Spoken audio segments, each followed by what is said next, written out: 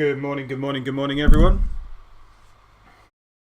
Welcome to In the Studio with Vesius, the Bone Cruncher. This morning I'm going to be discussing more harmony related stuff. We're going to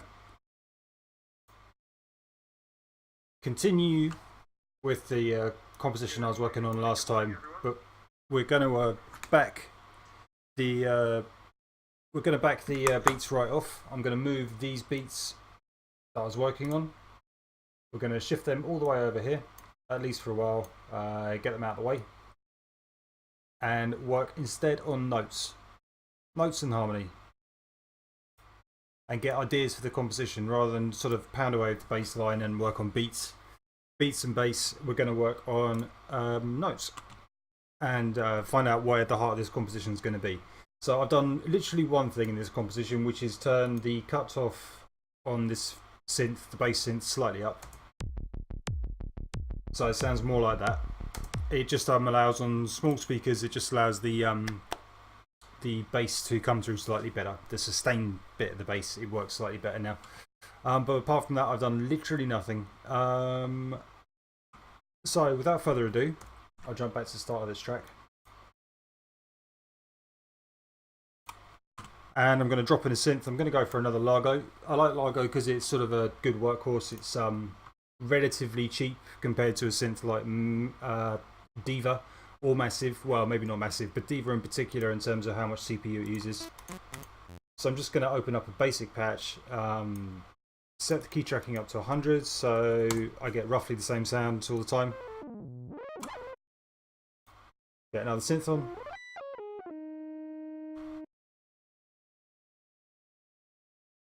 Add a little bit of detune and try and get some sort of pad noise going on. So what did I want to talk about with harmony? Well, the first thing I want to talk about is chord stability, which may be a bit in at the deep end. The way I do harmony is very, very practically based.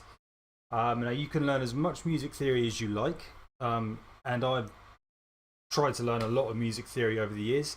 But the thing that is really, really important to bear in mind is more, I would say, to do with what works in a practical sense and learning little tricks of your own that make your compositions more effective.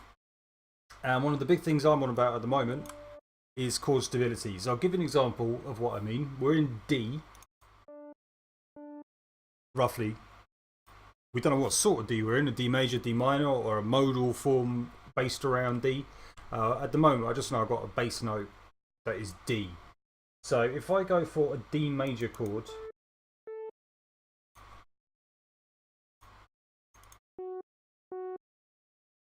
that sounds like, and that's a really stable chord, by which I mean it sounds it doesn't want to go anywhere, so it's a thing in its own right. And that's because it's based on this 1-3-5 principle. So the first note, the third note, and the fifth note. And the bottom note is the one which is the key, if that makes sense. So the D is both the bottom note of this chord and the first note of the key that we're in. And I can make it however I arrange these notes. Whoops, didn't mean to grab all of them there. However I arrange these notes, if I have the D at the bottom, it sounds stable and finished, like that's the home key. But where that changes is if I don't have the D at the bottom. So I'll move this F back down again, F sharp. If I put the D up here, the chord sounds less stable, which can be difficult to hear outside of context. Or even less stable still is if I have the fifth note on top. So it's the same notes, but the stability of the chord is affected, and it's easier to hear that outside of, well, not outside, when you're in the composition, when you have a context of other chords around it. But we can use that to our advantage compositionally And it's true of all chords. So whether you're on chord 1, chord 4, or chord 5, it's true of all chords, irrespective of where you are on the composition, that if you invert the chord, as it's called, so this is the root position, if the chord starts on the third of the scale, like that, the F sharp, when you're in D, if you're on the, if it's like this sort of starting on F, the third of the scale, then it's called a first inversion chord. And if you start on the A and go A, D, F sharp, or A, F sharp, D, but start on the A, the fifth of the scale, then it's called a second inversion chord. And the more inverted the chord gets, the less stable it will sound as the composition goes on. So we can use that to our advantage and imply that the composition is moving. Rather than go for, say, let's be really dull and do a 1, 4, 5, 1. So this will be chord, this is chord 1. And the fourth note of D major is D, E, F, G. So I'm going to make a G,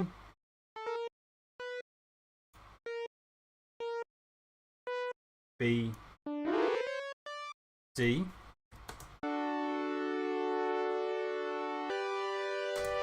Sounds pretty boring, yeah? We'll keep going.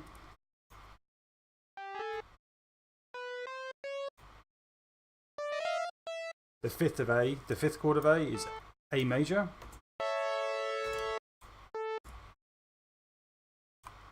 And then we're going back to home on D.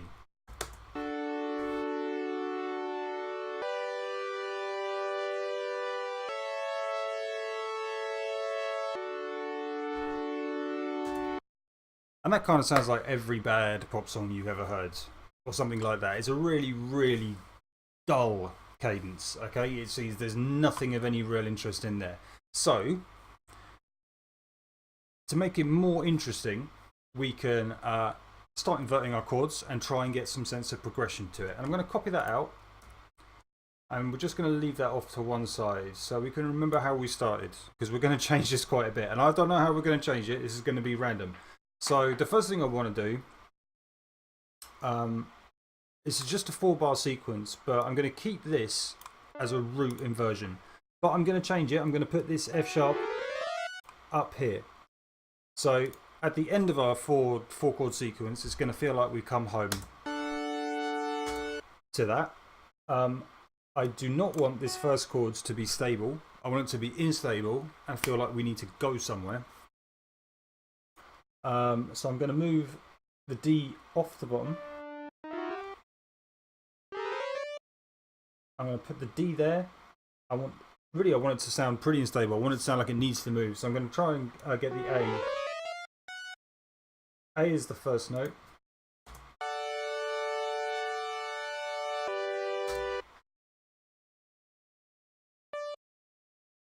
And so now I've got my fourth chord, which is the G. And I need to figure out what I'm going to do with this chord to make it less stable. Again, I've got it's on its root note. The fourth chord is a G major chord. And I want to make it less stable, so I'm going to move the G off the bottom. So now let's see how that sounds.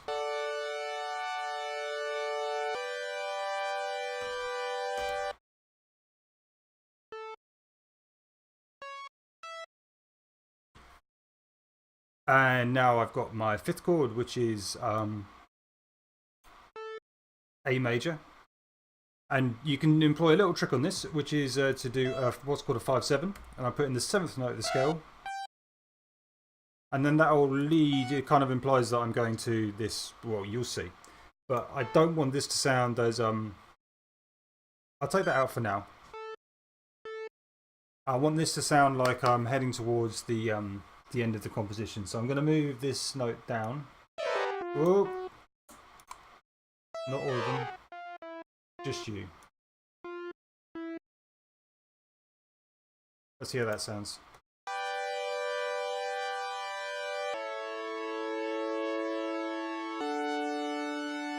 Let's put in that fifth the seventh I was talking about.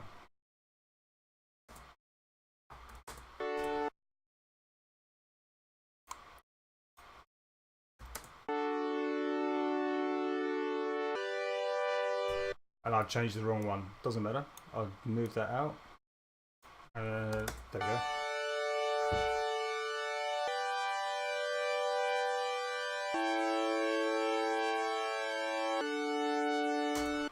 And we can make that better still by putting in that.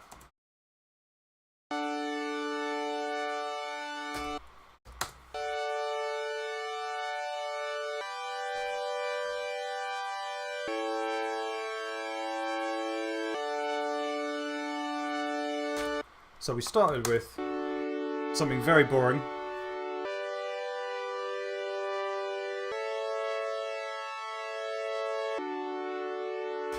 Which is essentially just playing block chords.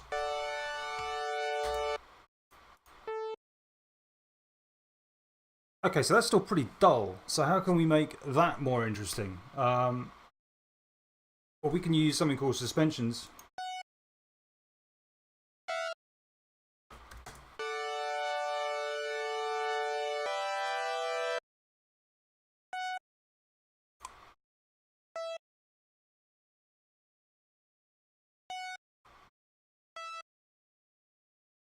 To imply further movement.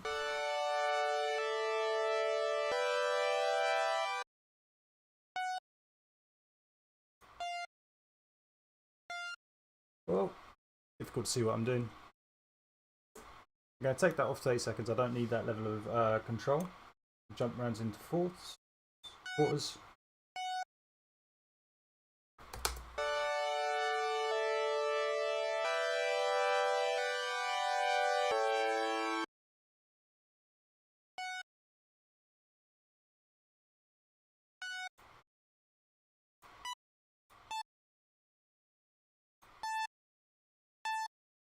Let's see how that sounds.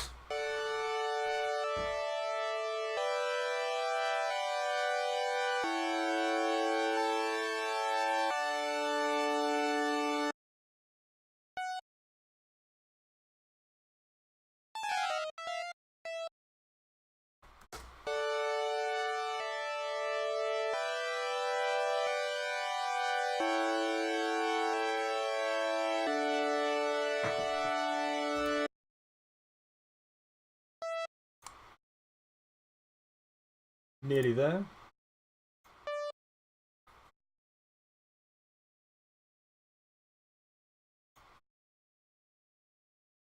Oh, get the arrow tool.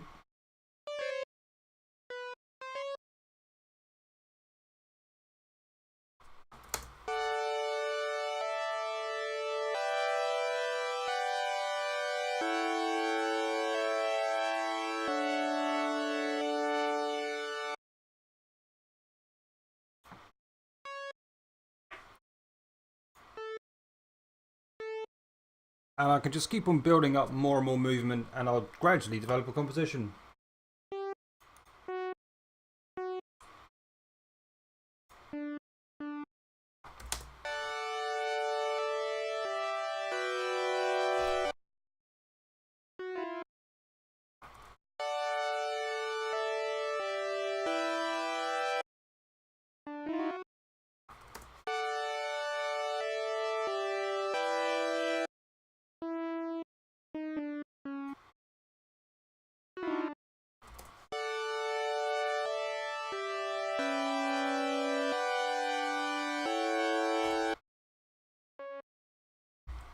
It's important to try and remember the chord that you're on. So this was an A chord, so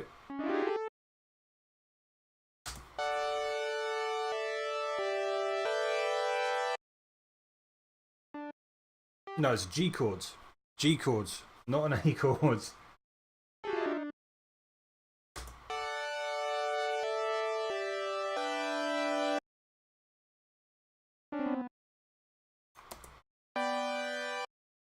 That sounds a bit better.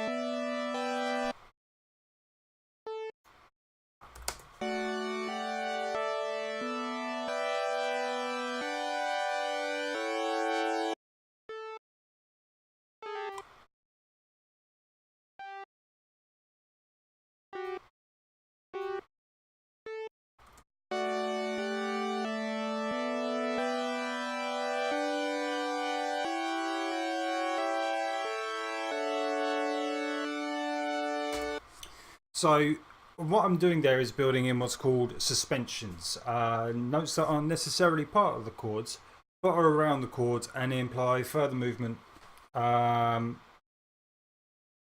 within the progression and imply that I'm going to be moving. So a suspension always is, the implication is that you haven't finished resolving the phrase that you're playing, that you still have further things to say. So my final suspension is that. Not suspension. My final resolution of the chord is there. So I go from this this chord here, which is my root chord, but on the second inversion. And you can now hear that this second inversion chords strongly implying the third as well. So there's only one D, there's only one root note, which is way up high in the chords. I start on the fifth, and I have two instances of the third note. It sounds like it's going somewhere.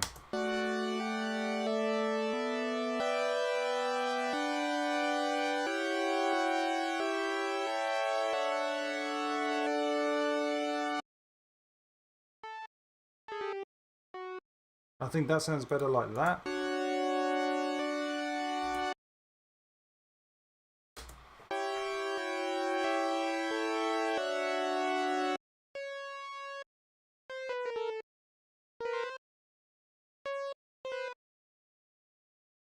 Let's see.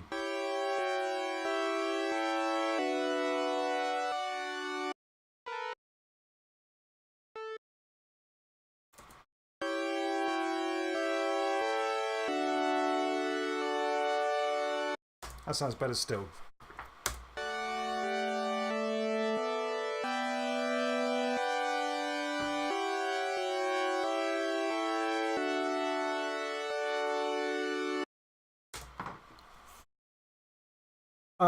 So that's very much in D major.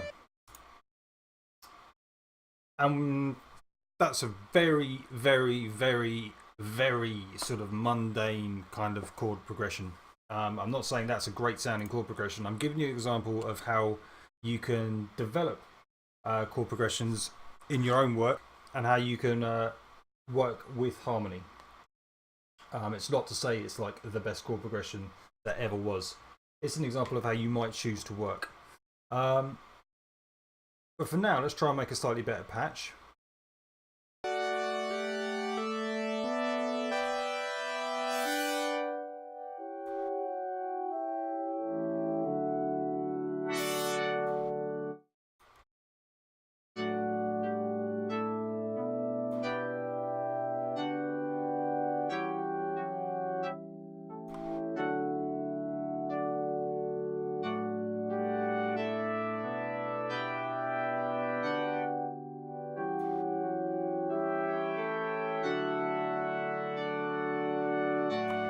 Bit of delay in there, I think. Maybe some chorus. That's a lot.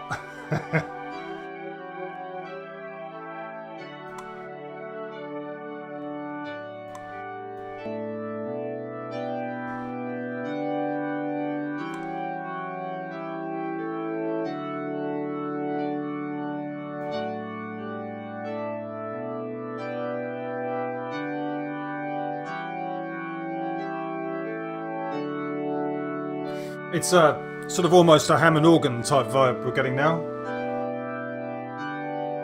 Bit of space echo.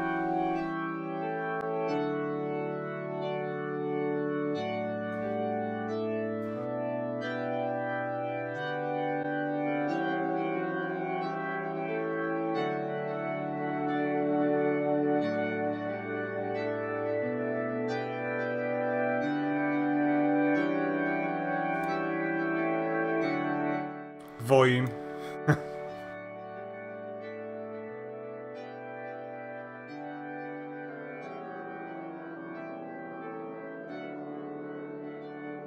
I think a bit of a phaser as well could really work on this sound.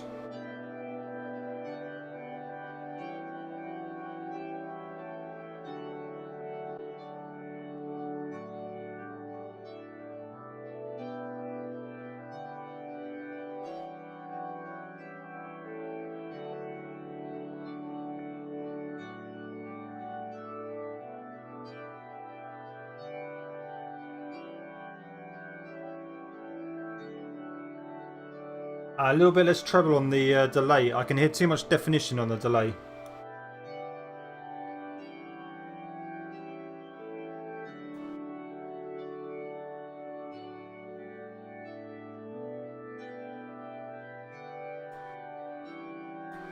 See if I can get something going on within the synth itself.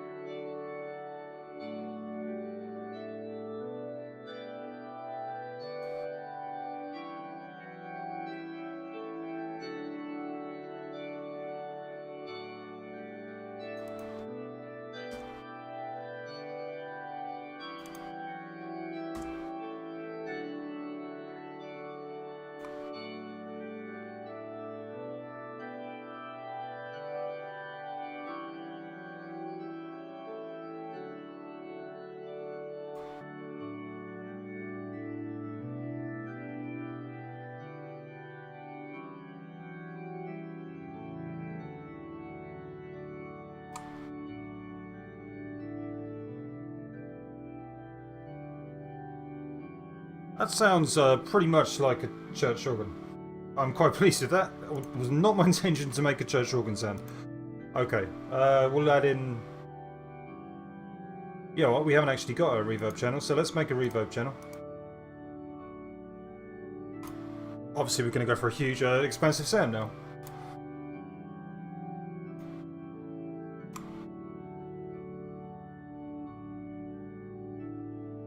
A little bit more production.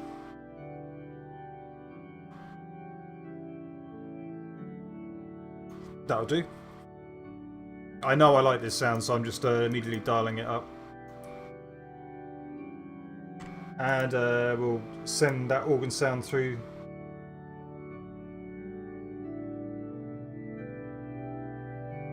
That sounds pretty nice.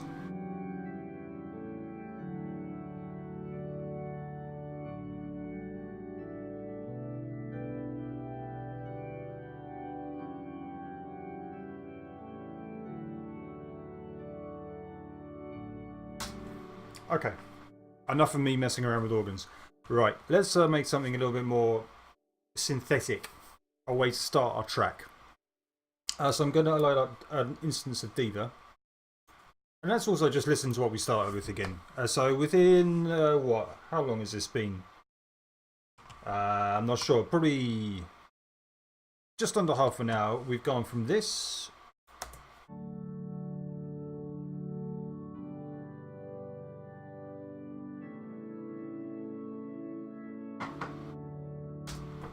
to this.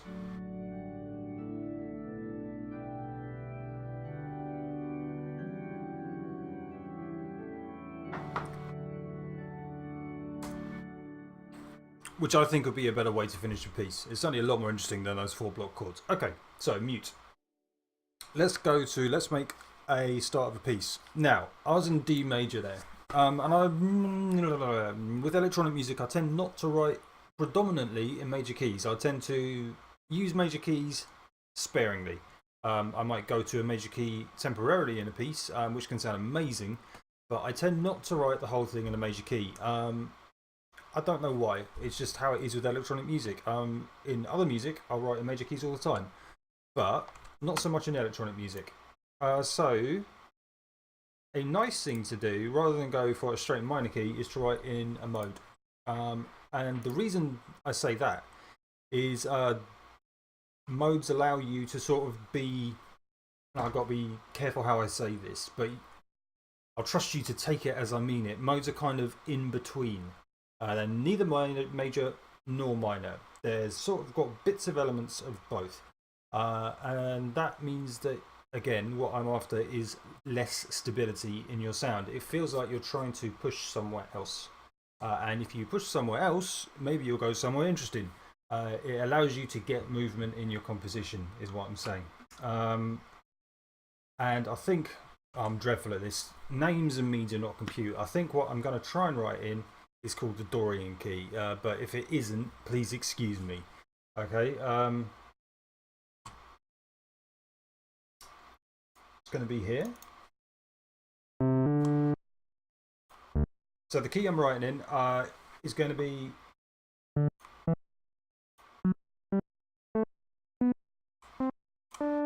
I'm going to have this flattened 7th, and I'm not going to be overemphasizing the F sharp because that really does say major key. So let's give it a go. To start with, I've muted that out, so I'm not going to worry about any of this organ sounds. I'll rename that so it's clearer. At the moment, I'm just trying to make an atmosphere. And to do that, I just want a D. This is literally the very start of our composition. Probably something around there.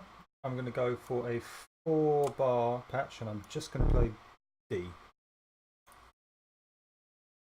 I'll get the cutoff nice and low.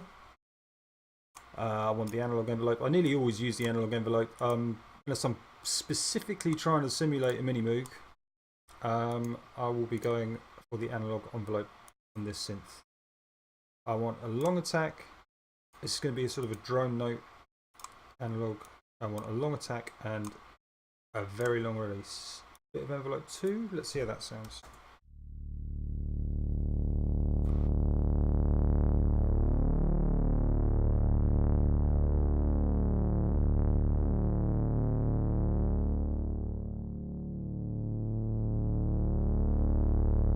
Pretty damn thick.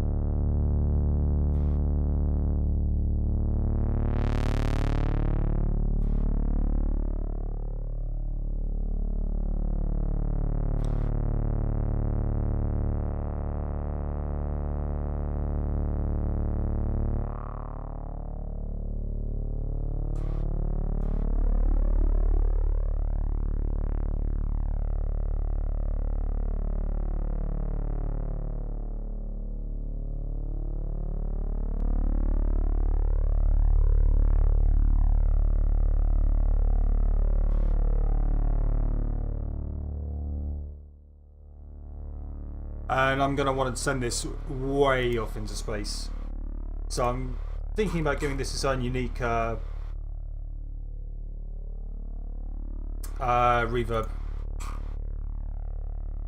But for now, I'm going to shove it through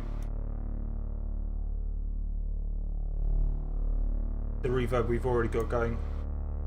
And obviously I want a world of space echo.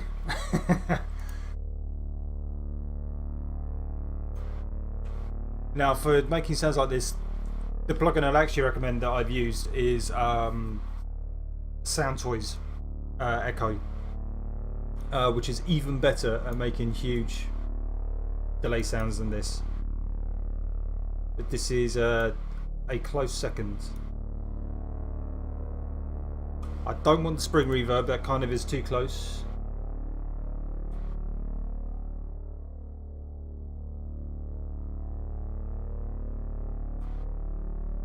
I think that's going to be pretty good.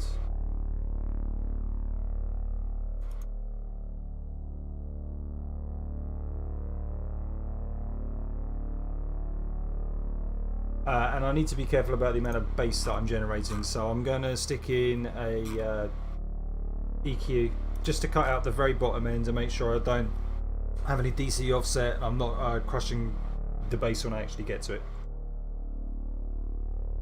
Yeah, look at that, that's huge.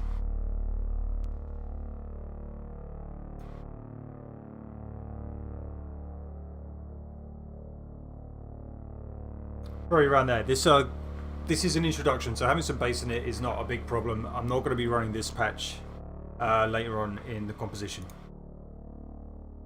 So let's have a listen to how that actually starts. If anything, that's quite fast. So I'm going to knock those up again.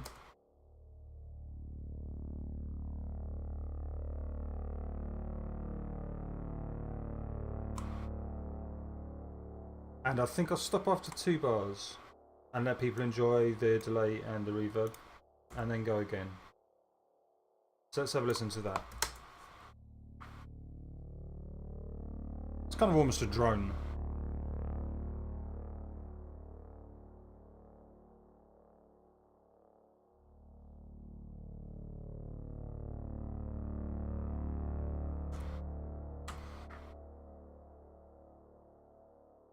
And maybe as I do that, I'll open up the cutoff a bit. So I'll show some automation. Add remove. I'm going to jump into, there we go, VCF1. I want the frequency. Yeah. I'm kind of happy with how high the frequency is there though, so I'm just going to go up a bit. Let's see how that sounds.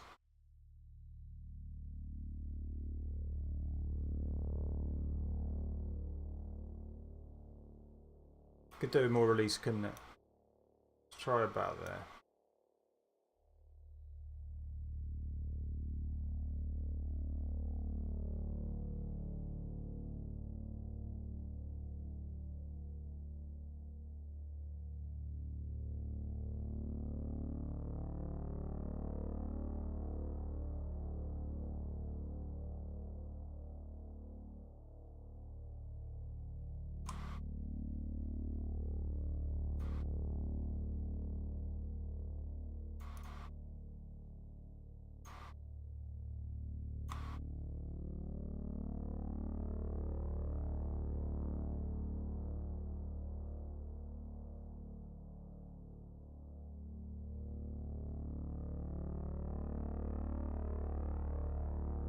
Okay, now let's build in a lead of some sort.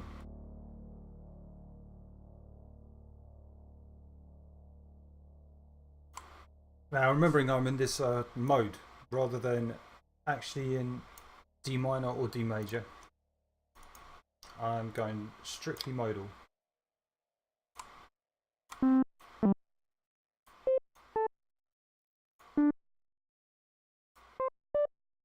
And it kind of sounds to me, this mode sounds kind of, well, from my perspective, it sounds extremely English, but that may be just where I've grown up. But it also sounds kind of medieval. It's got a sort of old feel to it. I love this mode, so let's see what I can get going on.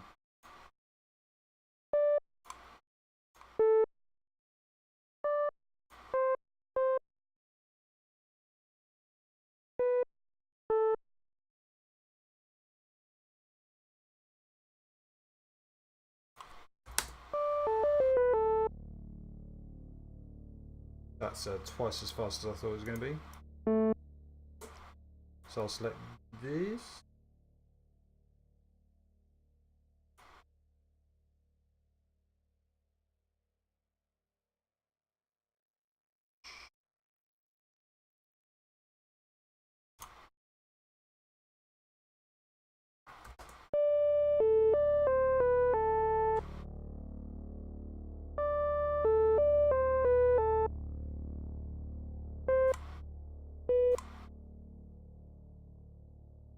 And I'm going to get more articulation in as we build it. At the moment, I'm just working on notes.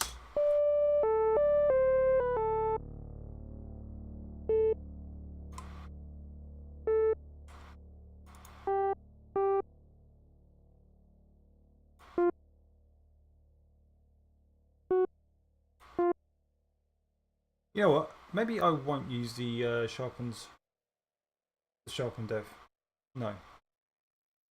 I think I'll go with the flattened def. I'm still in the mode.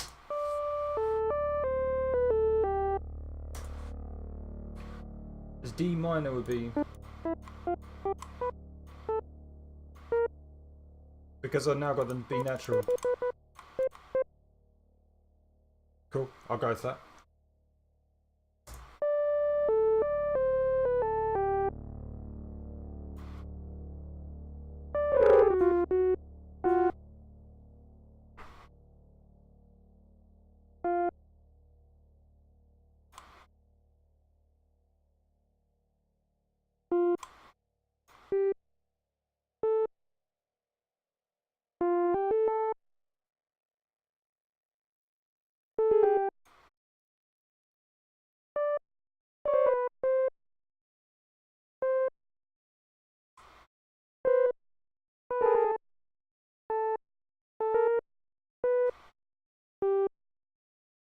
Okay, there's my 2-bar first idea.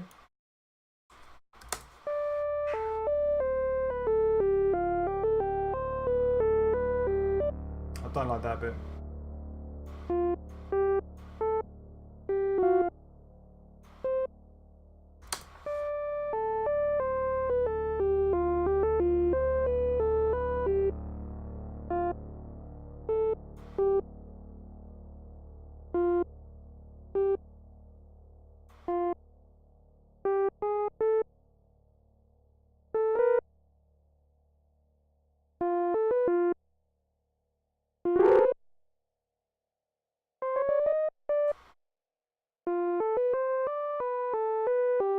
That's better.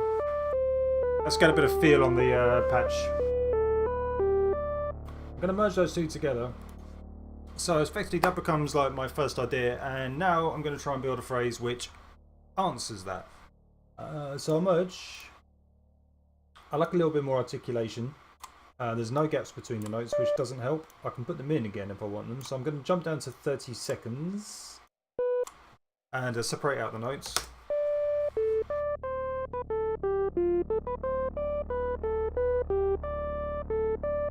Let's get a bit of feel as well.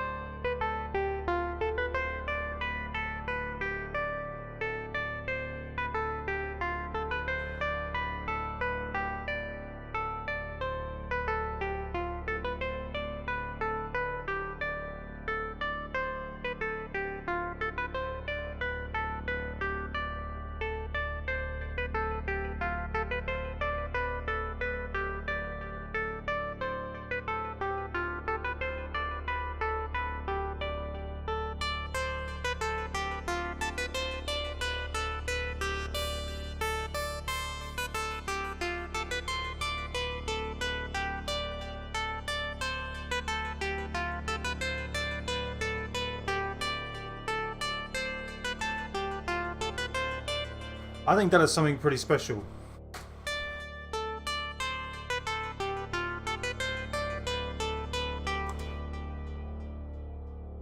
So let's try and get an answering phrase.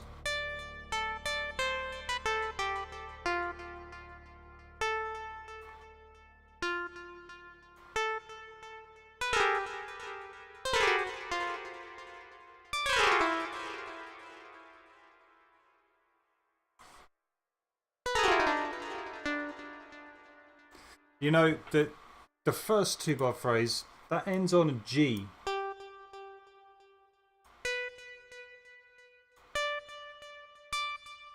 I've kind of implied the 4th chord there. I've only used one note which isn't the 4th chord of D. So I'm kind of implying a cadence which is 4-1. And so at the end of this second phrase I want the part to come home, which is what I'm doing here.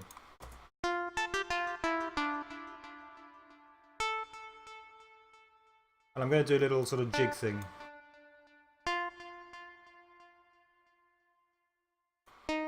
Just to extend the part out a bit.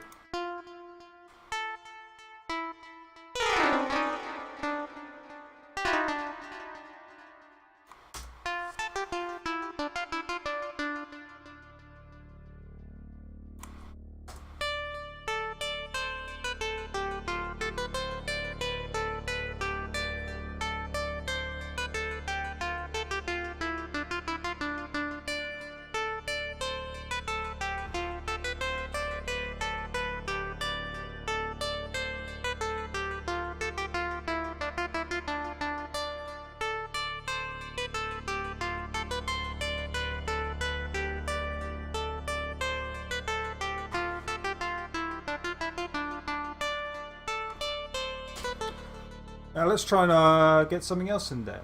So I'm going to keep that going, and I'm sort of building up a round type situation.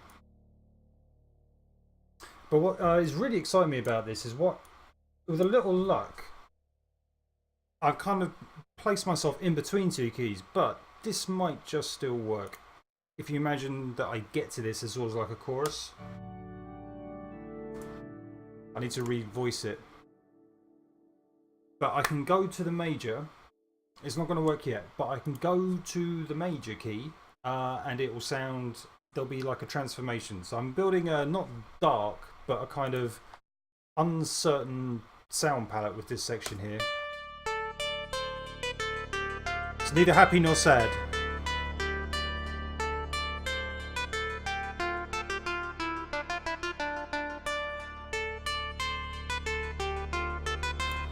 Sounds like a dance, but we're going to try and put in an extra chord, and then maybe I can later on sort of come out into something which is overtly major or overtly minor. I might go darker, but at the moment I'm just sort of building up ideas in my sound palette. I'm working around D as my root note, but not necessarily thinking strictly in terms of I am in D major, or I am in D minor, or I am in D Dorian, or I am in D Lydian, or whatever it is. I'm thinking, I'm just building up ideas.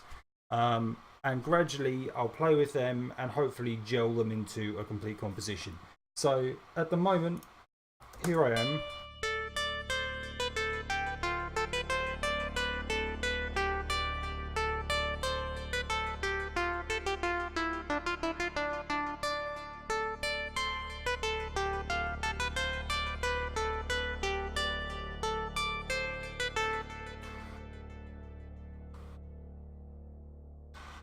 And I'm going to put in another synth.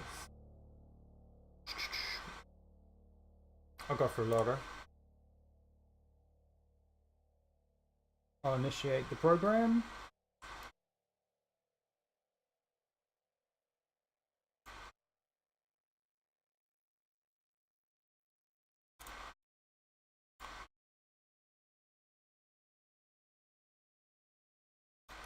So I'm going to try and figure out, looking at this. This is where music theory analysis comes in handy. What I have actually done.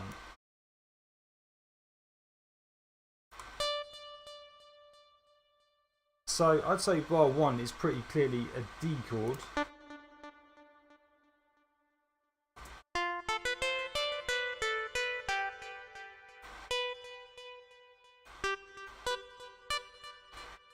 That's clearly a G. So I need to try and think of, because this is going to be like a harmonizing part. So I want this to sort of, it has to sort of follow what I've already done. So I'm going to start with the D. That D. I want it to be an inside part and not too strong.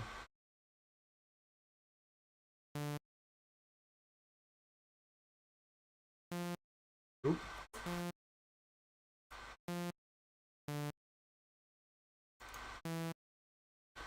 And 30 seconds is way too much. Let's turn that right down.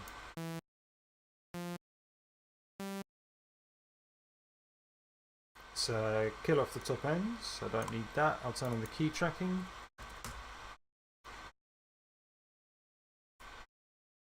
I'll move into marker as well, so it's easier to work with.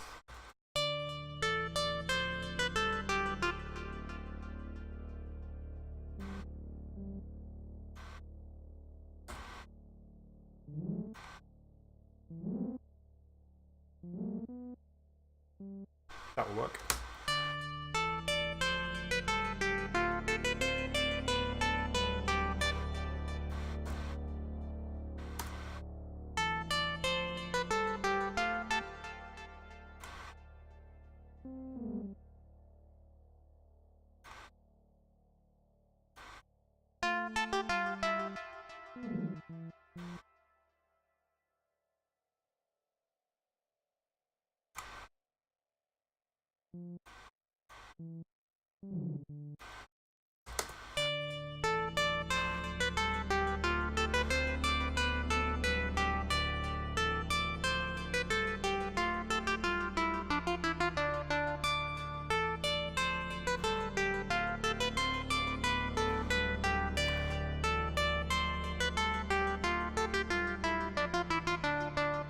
Let's get the reverb on.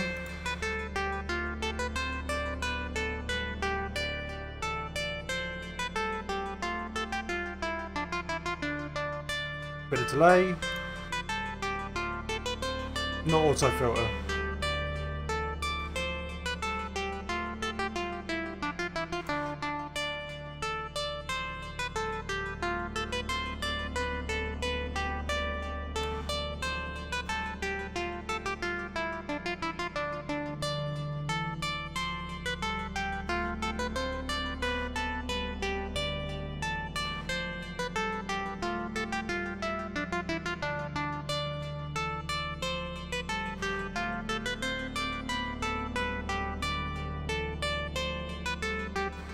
Let's see if I can merge that together, and let's see if I can get some more notes in there.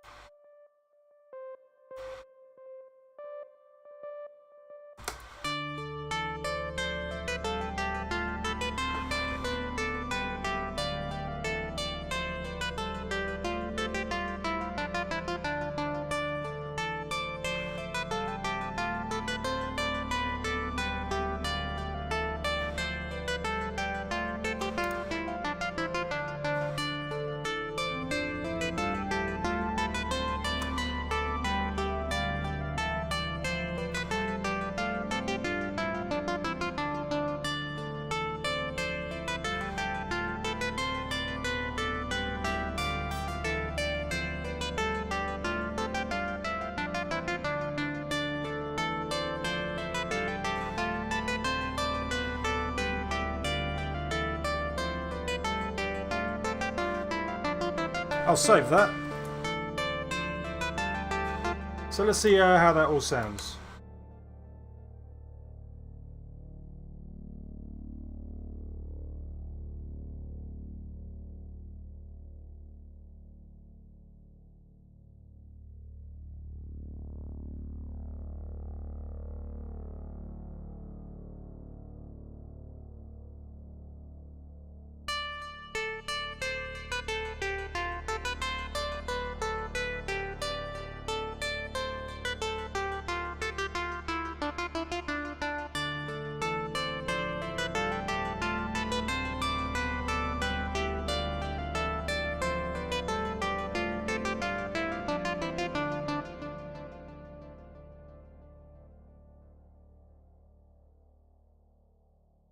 I'm pretty happy with that. Okay, so for now, I'll be going for pretty much an hour dead. I'm going to take a little break and come back and see if I can come up with some more ideas for this piece. I'll probably try and base them upon what I've done. I've got lots and lots of content now to work off, but that's a pretty good morning's work so far. I'm happy. I'll see you in a little bit. Thanks for watching. Hope you enjoyed.